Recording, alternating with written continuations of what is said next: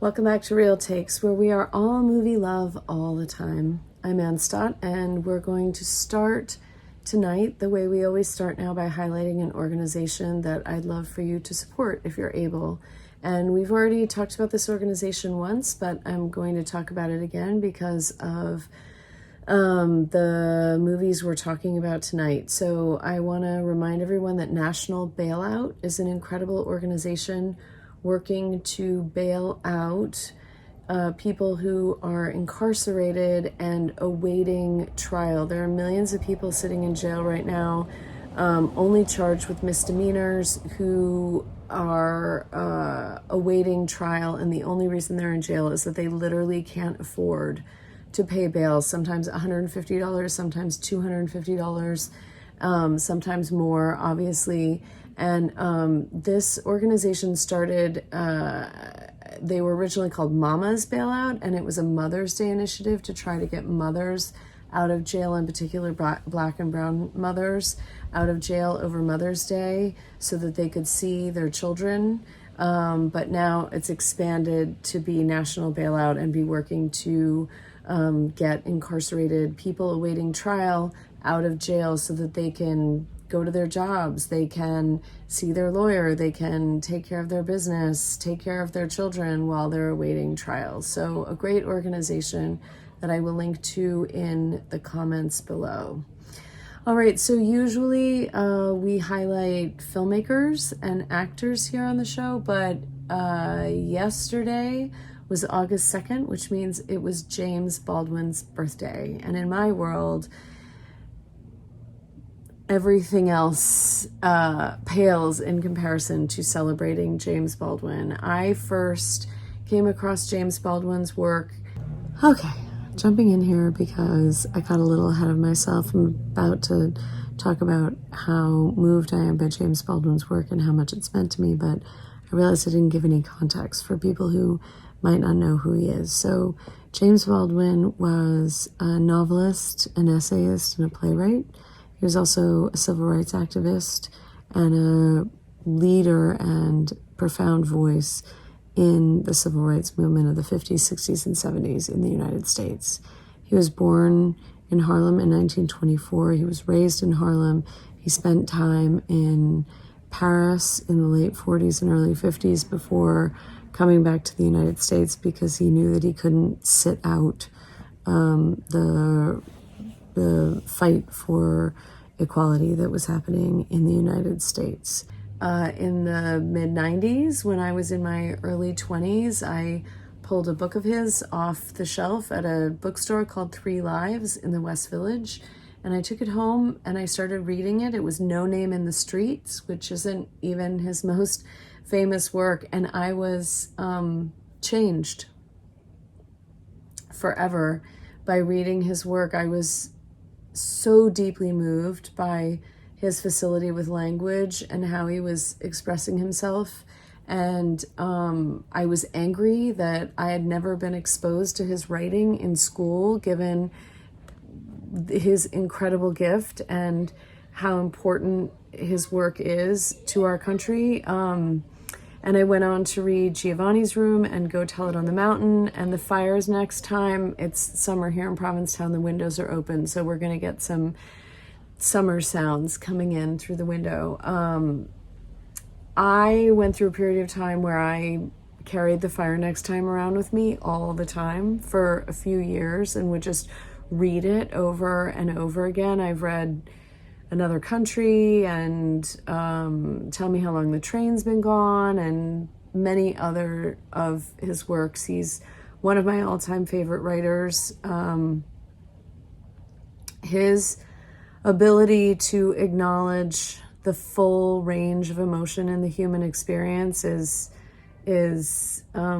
spectacular, and his ability to honor the rage he felt as a Black man in this country, and about the systemic injustices of this country and all that he saw and faced in the 50s, 60s, and 70s, fighting for justice in this country, is his gift with articulating The injustice in this country is maybe unparalleled, and his ability to always come back to love at the core of everything just is so moving to me, and not a kind of saccharine, superficial, kumbaya kind of love, but like the challenge of love, the spiritual challenge of love, the emotional challenge of love, the necessity of love in our lives, and the relationship, the psychological phenomenon of racism in this country.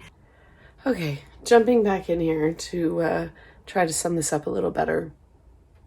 So, growing up white in this country, in a mostly white community, I had learned about the history of slavery. I had learned about, in a cursory way, the civil rights movement.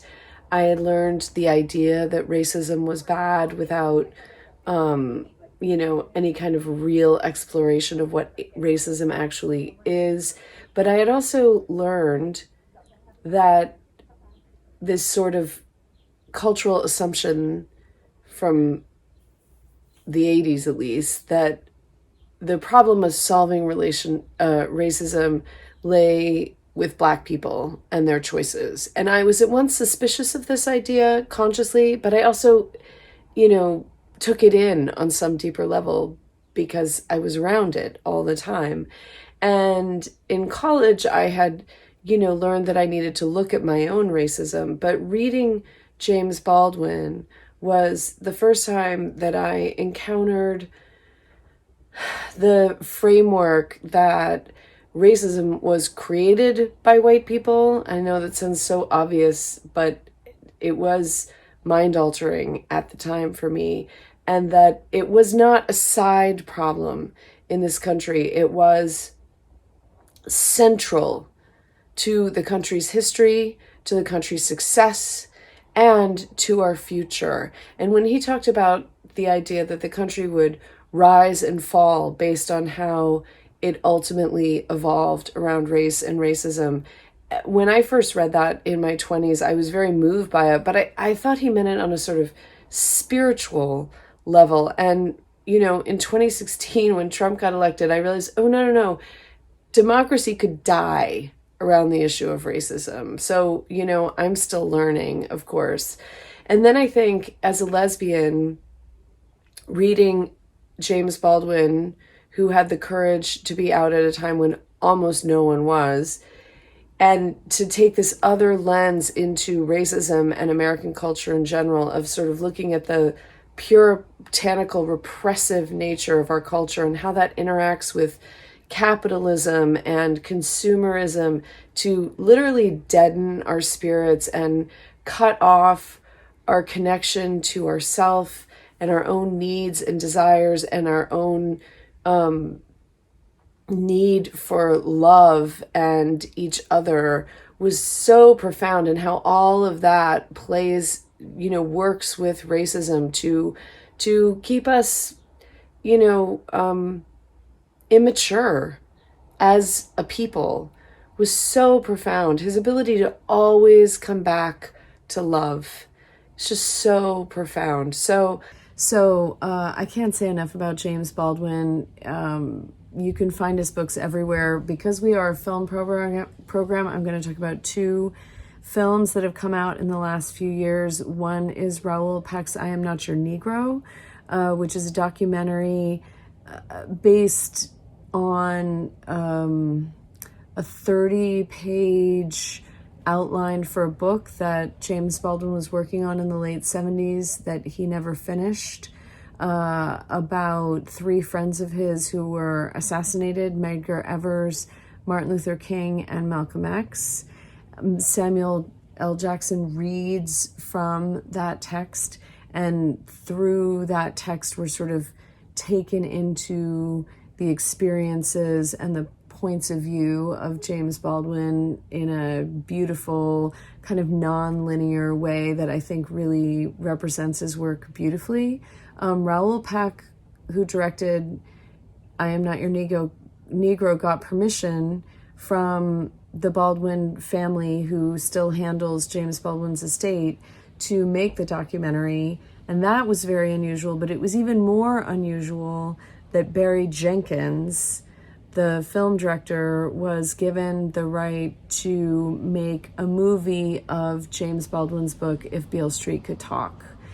Now, he is the first person to be given the right to adapt any book of James Baldwin's, and I'm so,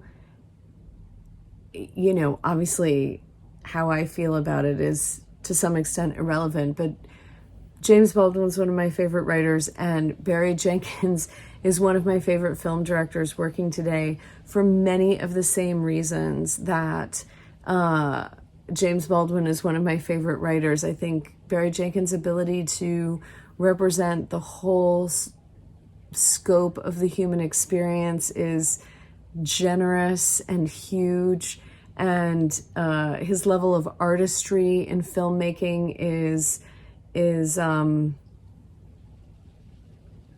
high and deep and wide, and his desire to always come back to love in his work. And again, the harder, more mature questions of love. How do we keep loving each other through all the challenges? How do we keep a true open heart, or find an open heart in the face of injustice and the trauma that imprints on people? I just love his work so much. And so we've talked about Moonlight by Barry Jenkins, which won the Best Picture Oscar, but he was actually given the rights to make If Beale Street Could Talk before Moonlight came out, based on his first film, Medicine for Melancholy, which he made for only $15,000, and the screenplay that he had written from If Beale Street Could Talk. Barry Jenkins has said he's not a James Baldwin fan. He considers James Baldwin's work to be his school of life. And he has an interesting parallel in his story. James Baldwin went to Paris in the 50s, and I'm saying this in a very crude way, sort of found his voice there in a lot of different ways, and he's written about that very eloquently, and I highly recommend reading his writings about it. And at some point, Barry Jenkins was having a kind of crisis of confidence, and he went to Brussels, and it was there that he wrote the screenplay for If Beale Street Could Talk. So that feels particularly poignant to me. And when I heard that Barry Jenkins was adapting If Beale Street Could Talk, I was so excited, because I feel this connection between the work of James Baldwin and the work of Barry Jenkins. And then I reread If Beale Street Could Talk, and I could already see on the page how so many moments in the book could be a Barry Jenkins film. His use of light and color, his open-hearted exploration of the human condition, and in particular, the Black experience in the United States, and the trauma of that experience in the United States is just felt so perfect and so correct for James Baldwin's work. And so it's one of the only times I've heard of an adaptation being made of work by someone I love and felt completely confident about whatever would happen. And the truth is, the movie is all the things Barry Jenkins movies are. They're beautiful and smart and open-hearted and truthful and moving. And the movie feels the way the book feels, which I think is the hardest part of an adaptation, because a movie is a very different thing than a book, right? And you're never going to get it all in, and especially a great book, right? And it's such a challenge to translate from the written word to the multidisciplinary visual experience. and Barry Jenkins did it beautifully. He used the same team of people that he's been using for his films. the same cinematographer, the same composer, obviously new actors. Stephen James and Kiki Lane starred as the two main characters. So Tish is in love with Fonnie, who is wrongfully accused of raping a woman, and their love is at the center of a story about the corrupt system of justice, system of injustice that did exist in the 70s and still exists in our country today. And then the cast of characters around them, in particular Tish's family. Regina King, the incredible Regina King, played Tish's mother and won an Oscar for that performance. The beautiful bright light that is Coleman Domingo played her father, and a whole host of other supporting actors in some ways what is an ensemble piece. And I'll just say one last thing, which is that in the movie Moonlight that Barry Jenkins made before If Beale Street Could Talk, he used this technique that's, I think, original to his work, where he had the actors look directly into the camera. One last quick clarification. So obviously there are many, many, many movies where actors look directly into the camera in a variety of different ways. What Barry Jenkins did was he had the character literally stand in for whoever, the camera actually stand in for whoever a character was talking to. So it wasn't like, a breaking of the fourth wall where a character narrated a story to the camera or something like that. It's literally like the audience is becoming a part of the scene and a scene partner. So if two people are talking, usually what happens is there's an over-the-shoulder shot. So that gets you very close to feeling like you're in the scene. But in Barry Jenkins' case, he literally brought the camera in front of one person while we're eye to eye inside the scene. And it brings you directly into the moment on another level. In making If Beale Street Could Talk, he really wrestled with whether or not to do that again. He didn't want to just do it because it was now this thing that was associated with his work. He didn't want it to be a stale choice. He wanted it, if he was going to do it, he wanted it to be genuine. He didn't know if this storytelling form really called for that particular technique. And then I read somewhere years ago, so I'm not going to be able to cite it or link to it, that someone said to him that for some white people in this country, his moments in film where a black person looks directly into the camera might be the only time they've looked into the eyes of a black person. And that was kind of what tipped him over into incorporating that technique again in If Beale Street Could Talk. And then in fact, he went a step further with his next work, which was a limited series adaptation of Colson Whitehead's novel, The Underground Railroad, where he took footage of many, many, many characters looking directly into the camera, including, background actors playing slaves and townspeople. And he made a separate video called The Gaze of these actors in character just looking into the camera. So he's really embraced this choice as part of his work and part of what he's expressing. And I think it's one of the ways that he kind of hits deeper into our hearts than maybe some other filmmakers do, or he certainly hits deeper into my heart than some other filmmakers do. So the work of James Baldwin, happy birthday, James Baldwin. I am so grateful that you had the courage and the generosity that you had and shared with us the way you did. And his work has touched me more deeply than almost any other work I've ever encountered. And Barry Jenkins as well has touched me more deeply than many other artists have. And I am grateful. Please read some of James Baldwin's work, but If you need to start out somewhere, you can start with these two films, the only two films really made of James Baldwin's work at this point. So, and both beautiful testaments to everything he offered us. I hope you are as moved as I am. Please comment below, and I will see you next Wednesday.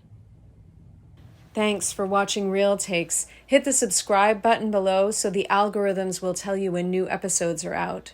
And if you want to support Real Takes, please visit my Patreon page where you can join at any tier from $2 to $100 per thing I make. The $15 tier is specifically about supporting Real Takes, and you'll get behind the scenes information and be thanked in future videos. See you next Wednesday.